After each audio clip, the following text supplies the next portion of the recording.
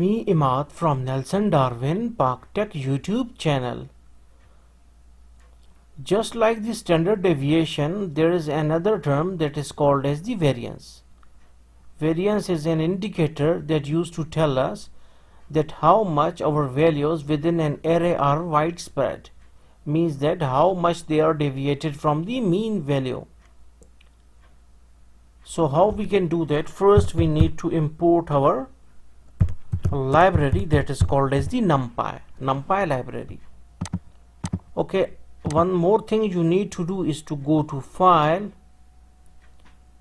go to new project setup and settings for new projects, then Python interpreter, then the set sign, and you need to write numpy, and then you need to click on install package in order to install this library within our pycharm.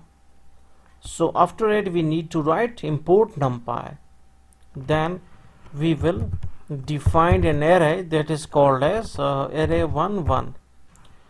Okay, this is just a variable name. You can write anything here, it does not matter at all. Okay, all you just need to do is to create an array on the right hand side of this is equal to sign.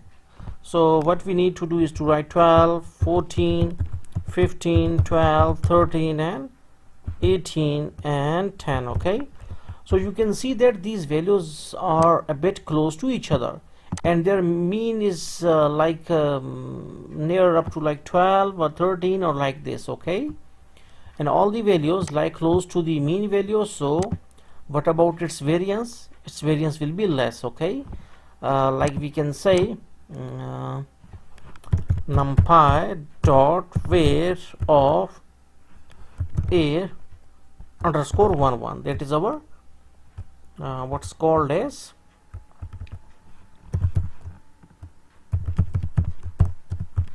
okay.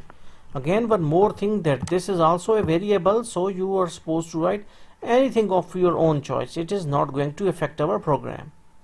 Numpy dot var, numpy is our main library. You should have to take care of the spellings. And what about this var function? This var function is specially designed for to check this array. Which array? This array, for the variance, for to extract the value of the variance.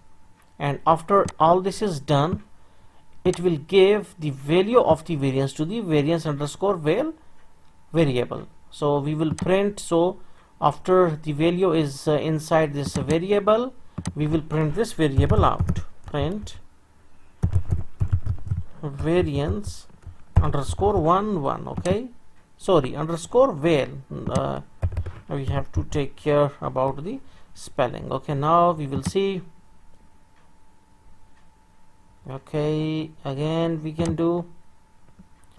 can see our variance value is 5.6. now we will add one value which is more deviated, like it's having much more difference in between this value and the mean value. Okay, so now we will see where our variance will go.